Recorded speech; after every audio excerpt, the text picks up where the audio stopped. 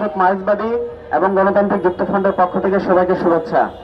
আপনারা জানেন যে গত নির্বাচন, যে ত্রয়োদশ সংসদ নির্বাচন হলো, তার দুদিন আগেই অন্তর্বর্তীকালীন সরকার যে আমেরিকার সাথে যে চুক্তি করেছে, যেটা আরটিএ নামে পরিচিত একটা বাণিজ্য চুক্তি, এই তড়িঘড়ি করে এবং গোপনে এই বাণিজ্য চুক্তি করার যে দিকগুলো আজকে আমাদের সামনে ধীরে ধীরে উন্মোচিত হচ্ছে এবং তার ফলাফলে আমরা দেখতে পাচ্ছি যে এই চুক্তি বাংলাদেশের জন্য একটা মারাত্মকভাবে তার সার্বভৌমত্বের জন্য যেমন হুমকি হবে, তেমনি বিভিন্ন দিক থেকে আমাদের জাতীয় স্বার্থের জন্য এই চুক্তি ক্ষতিকর।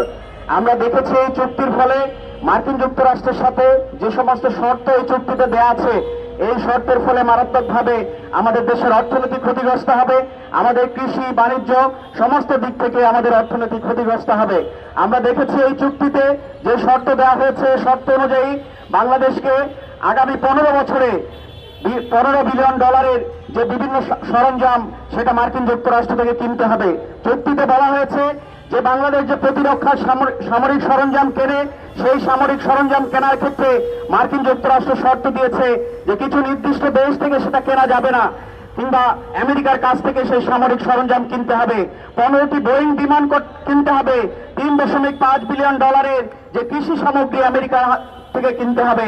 এবং উপরন্তু এটার প্রেক্ষাপট যখন আমরা দেখি যে ট্রাম্প যখন আমেরিকায় ক্ষমতায় আসলো, ক্ষমতায় আসার পর যে বাণিজ্য যুদ্ধ গোটা পৃথিবীতে শুরু করেছে, যে সাম্রাজ্যবাদী অর্থনীতির তাদের নিজস্ব যে কোন্দল, যে স্বার্থ, তাকে কেন্দ্র করে যে দ্বন্দ্ব, সেই দ্বন্দ্বের ফলাফল আমাদের দেশে যেমন পড়ছে, তার ফলাফলে আমরা দেখেছিলাম যে 37% শুল্ক আমাদের দেশে পণ্যে আরোপ করেছিল আমেরিকা। তার পরবর্তীতে যেটা 20% নামিয়ে আনা হয়েছিল। আমরা দেখেছি এই চুক্তির মধ্য দিয়ে সরকার বলেছে যে তারা আমেরিকার সাথে দর কষাকষি করে এটাকে তারা কমানোর চেষ্টা করেছে। কতটুকু কমিয়েছে? 20% থেকে 19% নেমেছে এই শুল্কের হার। তাহলে নামমাত্র একটা শুল্ক হার কমেছে, কিন্তু অন্যদিকে প্রায় 4400 পণ্য, আমেরিকান যে পণ্য, সেই পণ্যে একটা শুল্ক ছাড় দেওয়া হয়েছে, যেটা আমেরিকা থেকে আমদানি করতে হবে। তার বিপরীতে মাত্র 2200 পণ্য বাংলাদেশের শুল্কমুক্ত আমেরিকায় প্রবেশ করতে পারবে। ফলে প্রায় দ্বিগুণেরও বেশি আমেরিকান পণ্য শুল্কমুক্ত বাংলাদেশে ছাড় পেয়েছে। এটার ফলাফলেও আমাদের দেশের বিশেষজ্ঞরা, অর্থনীতিবিদরা বলছেন যে দেশের রাজস্ব আয় সেটা কমবে।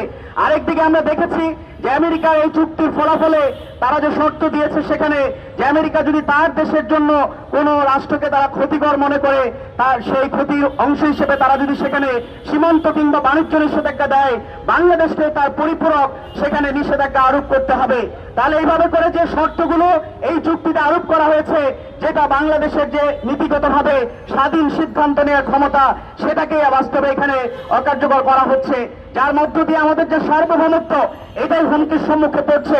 আপনারা দেখলেন কয়েকদিন আগে যে ইরানে যে আগ্রাসন, মার্কিন আগ্রাসনকে কেন্দ্র করে যে তেলের সংকট, জ্বালানি সংকট হয়েছে, বাংলাদেশ যখন জ্বালানি কিনতে যাবে বিভিন্ন দেশ থেকে, তখন যুক্তরাষ্ট্রের অনুমতি সেখানে তাকে চাইতে হচ্ছে।